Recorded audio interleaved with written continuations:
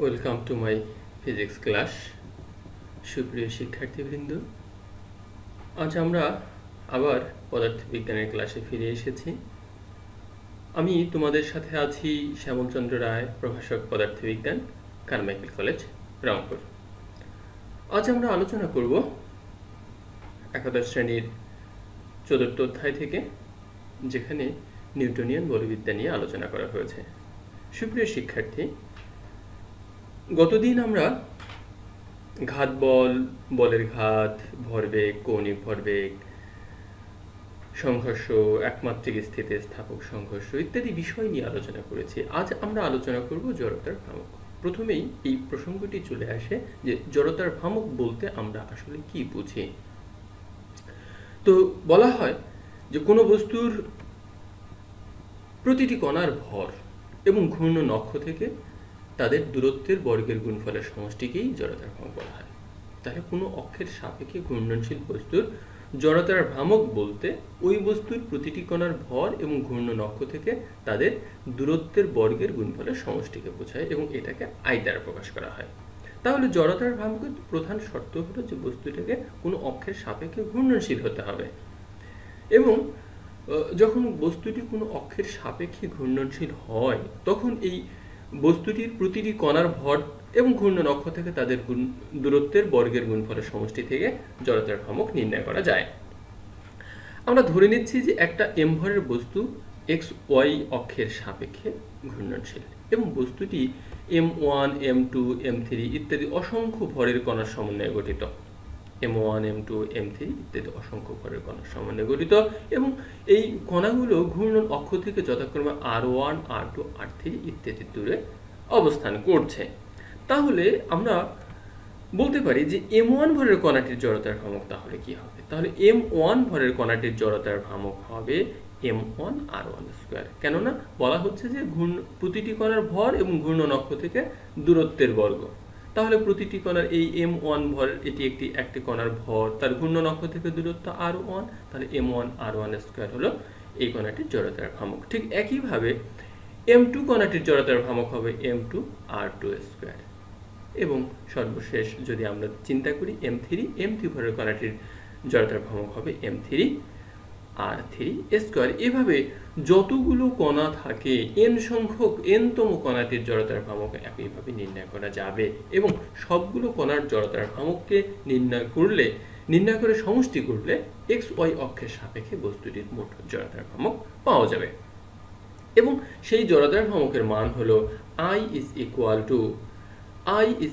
to M1 R1 square plus M2 R2 square plus M3 R3 square। তাহলে সাধারণভাবে লেখা যায় I is equal to summation of Mi Ri square, summation of Mi Ri square, যেখানে I is equal to 1 2 3 4 ইত্যাদি হতে পারে। এখন তাহলে জড়তার ভ্রামক সম্বন্ধে আমাদের আবার এই কথাটি বলতেই হবে যে জড়তার ভ্রামক হতে গেলে বস্তুটিকে অবশ্যই কোনো অক্ষের সাপেক্ষে ঘূর্ণনশীল হতে হবে এবং কোনো অক্ষের সাপেক্ষে ঘূর্ণনশীল বস্তুর প্রতিটি কণার ভর ও ঘূর্ণন অক্ষ থেকে তাদের দূরত্বের বর্গের সমষ্টিকে জড়তার ভ্রামক বলা হয়। এই জড়তার ভ্রামক কতগুলো বিষয়ের উপর নির্ভরশীল, তার মধ্যে 3টি বিষয়কে আমরা নির্দেশ করতে পারি। প্রথম কথা হচ্ছে যে এটি ঘূর্ণন অক্ষের অবস্থানের উপর নির্ভর করে,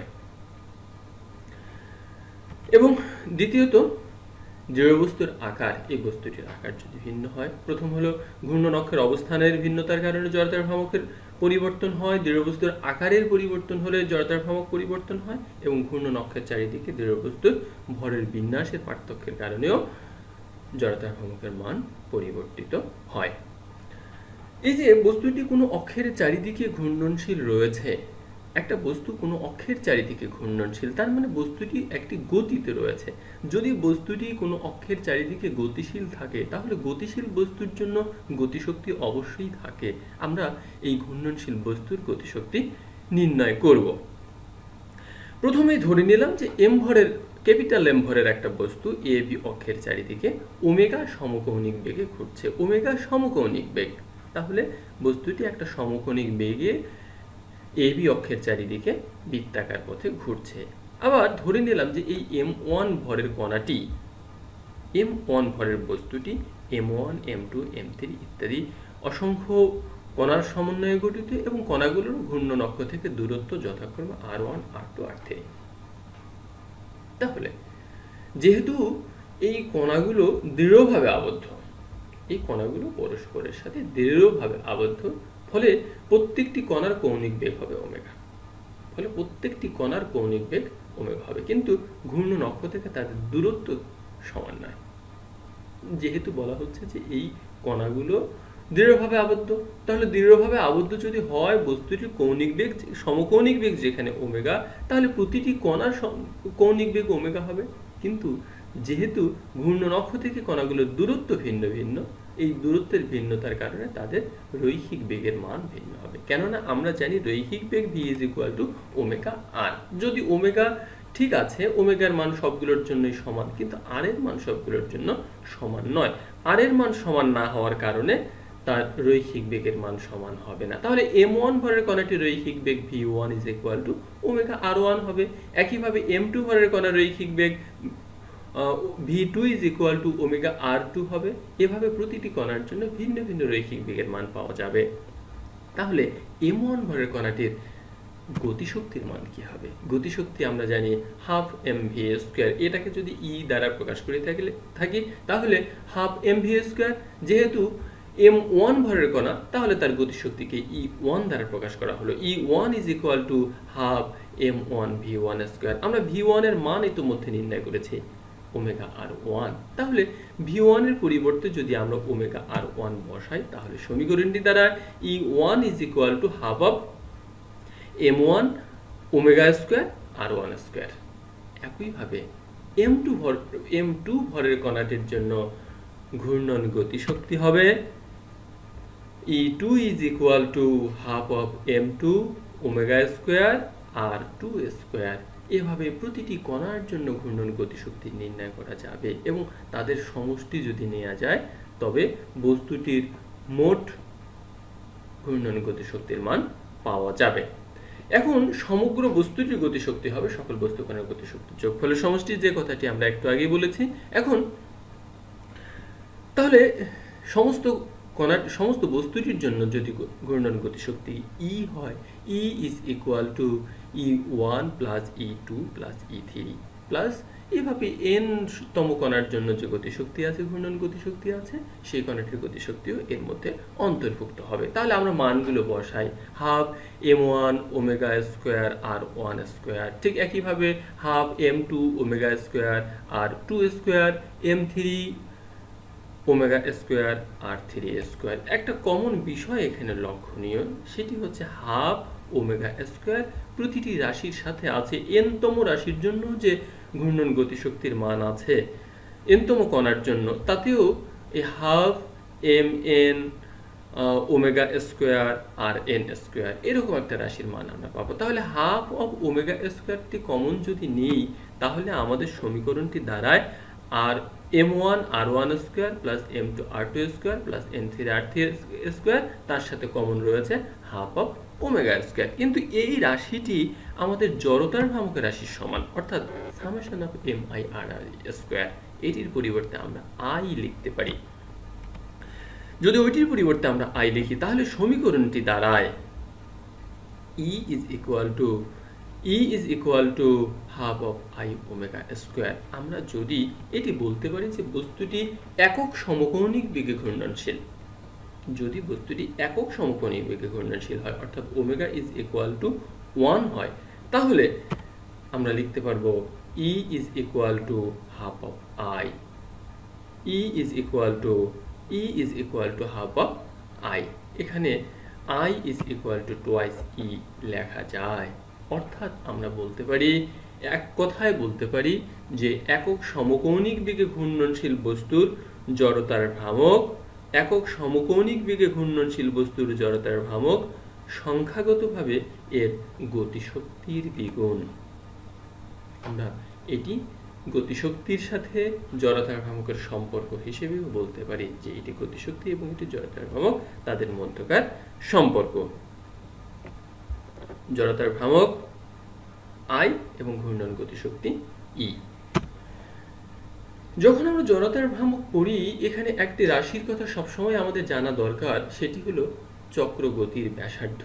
এখন চক্রগতির ব্যাসার্ধ বলতে কি বুঝি? আমরা যখন একটা বস্তুর ঘূর্ণনশীল অবস্থা বিবেচনা করেছি, তখন দেখেছি যে বস্তুটির কণাগুলো ভিন্ন ভিন্ন দূরত্বে অবস্থান করছে এবং তাদের প্রতিটি কণার জন্য পৃথক পৃথক জড়তার ভ্রামক নির্ণয় করে তাদের সমষ্টি থেকে মোট জড়তার ভ্রামক পাওয়া যায়। এবার আমরা বলছি যে যদি বস্তুটির সমস্ত ভর একটা বিন্দুতে কেন্দ্রীভূত করা সম্ভব হতো, যাতে করে বস্তুটির জড়তার ভ্রামকের কোনো পরিবর্তন না হয়, অর্থাৎ পূর্বে ভিন্ন ভিন্ন দূরত্বে কণাগুলো থাকার কারণে তার যে মোট জড়তার ভ্রামক হয়েছে এবং সমস্ত ভর একটা বিন্দুতে কেন্দ্রীভূত করলে যদি একই রকম জড়তার ভ্রামক পাওয়া যায়, তাহলে ঘূর্ণন অক্ষ থেকে এই কেন্দ্রীভূত বস্তু পর্যন্ত দূরত্বকে চক্রগতির ব্যাসার্ধ বলা হয়। তাহলে এখানেও জড়তার ভ্রামক যদি হয় I is equal two mk² হবে, যেখানে m হচ্ছে বস্তুটির ভর এবং k হলো ঘূর্ণন অক্ষ থেকে তার দূরত্ব। সমস্ত বস্তুর ভর যেখানে পুঞ্জীভূত,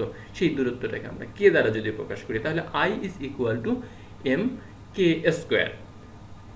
তাহলে সেখানে k² is equal two I/m হবে এবং k is equal two √I/m পাওয়া যাবে। এটি হলো চক্রগতির ব্যাসার্ধের রাশিমালা।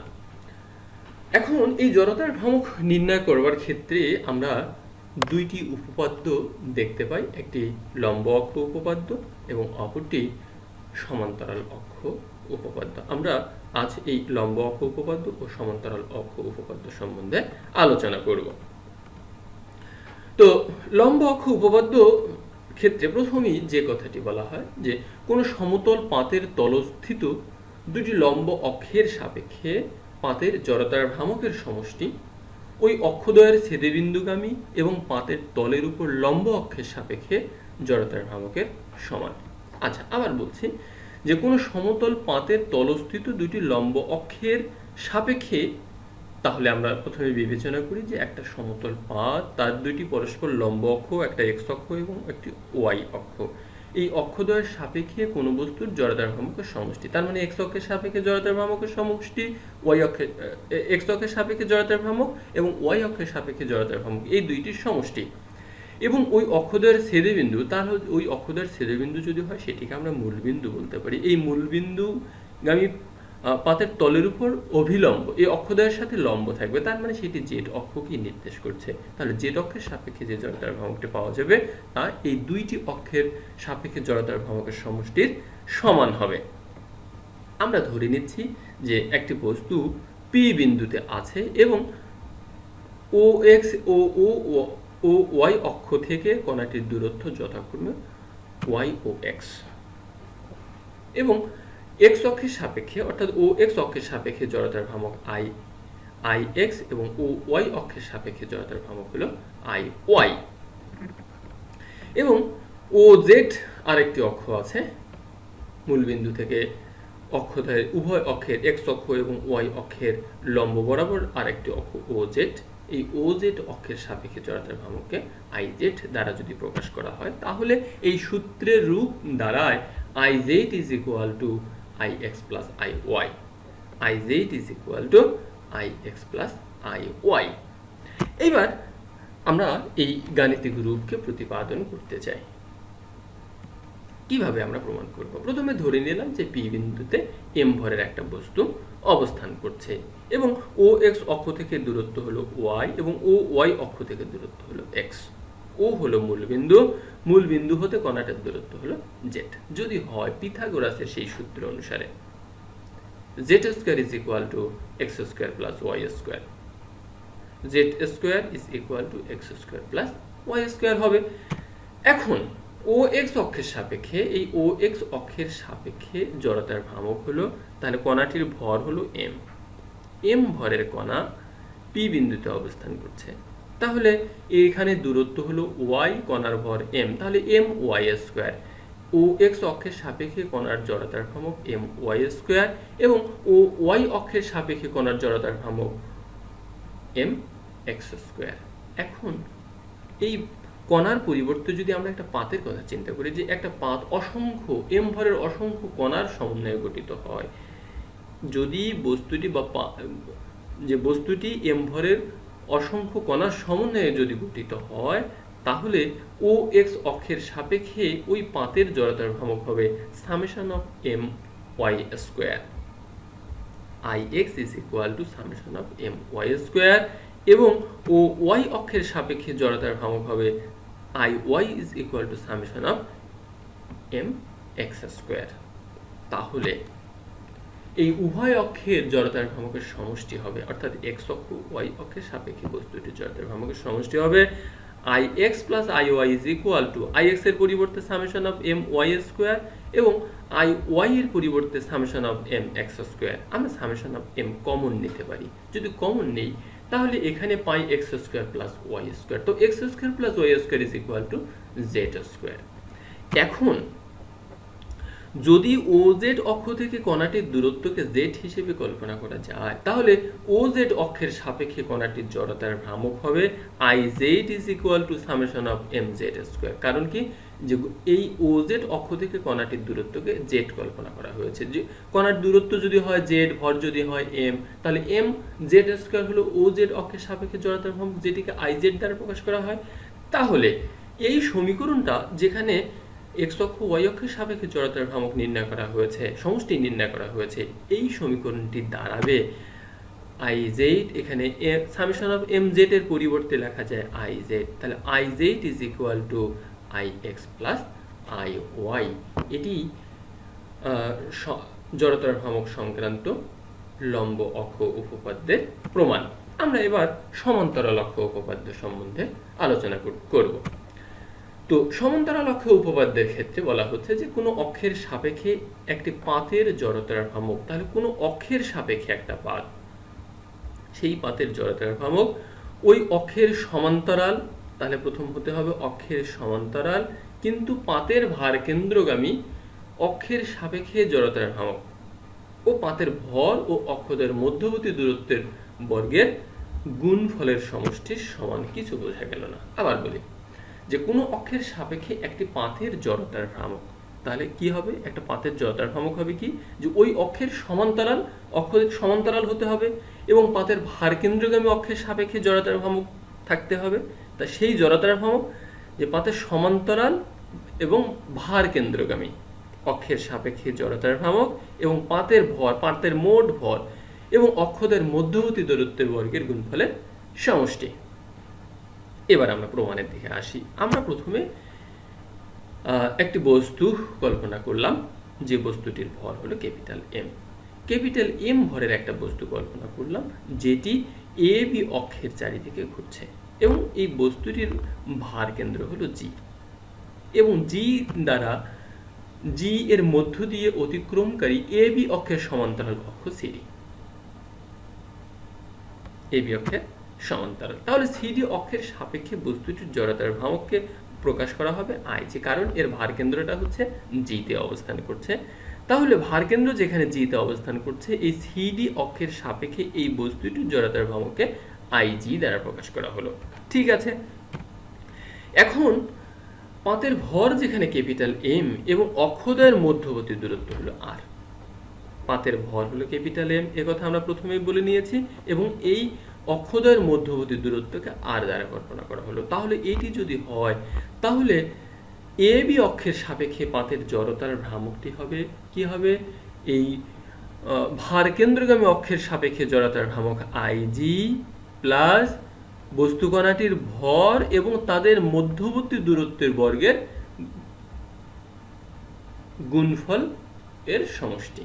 তাহলে আইজি প্লাস এম আর স্কয়ার, এটি হলো সমস্ত পাতের জন্য মোট জড়তার ভ্রামক।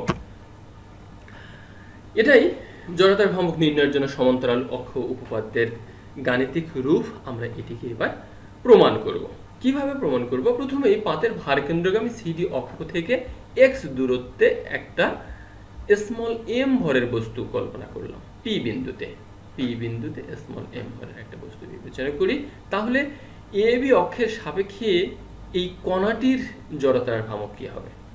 এ বি অক্ষের সাপেক্ষে কণাটির জড়তার ভ্রামক হবে।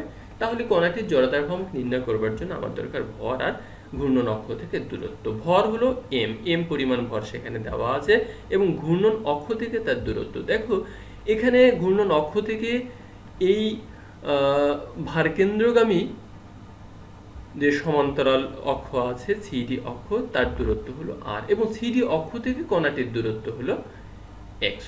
তাহলে ঘূর্ণন অক্ষ এবি থেকে কণাটির মোট দূরত্ব হলো m into r plus x. আমরা যদি আর এ প্লাস বি হোল স্কোয়ারের নিয়ম অনুসারে সূত্রটাকে বিভাজন করি, r square plus twice r x plus x square হবে। এম দ্বারা গুণ করে দিলে এম আর square plus twice M R x plus M x square হবে। এখন এই পাতটিকে যখন অনুরূপ অসংখ্য কণার সমন্বয়ে গঠিত বিবেচনা করি,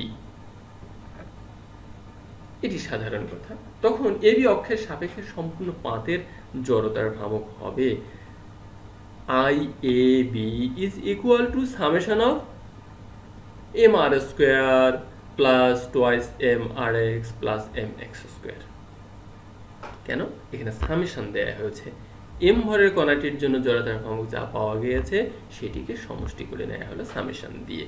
এবার আমরা এই ব্র্যাকেটটা যদি তুলে দেই, তাহলে summation of M R square plus summation of M x square, অর্থাৎ এই এম এক্স স্কোয়ার থেকে সামনে নেওয়া হয়েছে, সামেশন এসেছে সমষ্টি থেকে, into twice R into plus twice R into summation of M X. এখানে আর আসলে ধ্রুব রাশি, কারণ কি এবি অক্ষের সাপেক্ষে এটি ঘুরছে, এখানে ভার কেন্দ্রের অবস্থানের কোনো পরিবর্তন হয় না, কিন্তু এক্স এর অবস্থানের পরিবর্তন হয়। এক্স এই এম ওয়ান ভরের কণা ধরার কারণে এক্স এর যে মান এম টু ভরের কণা ধরলে এক্স এর মানটা পরিবর্তন হবে, কিন্তু বস্তুর ভার কেন্দ্রের কোনো পরিবর্তন হবে না। কিন্তু সামেশন অফ এম হলো ক্যাপিটাল এম, অর্থাৎ বস্তুটির মোট ভরকে নির্দেশ করা হয়, এবং summation of M x square হলো বস্তুটির ভার কেন্দ্রের সাপেক্ষে জড়তার ভ্রামক, যেটিকে আই জি দ্বারা প্রকাশ করা হয়। অতএব আমরা বলতে পারি summation of I A B is equal to I G. আমরা এই সমীকরণের দিকে চলে এসেছি।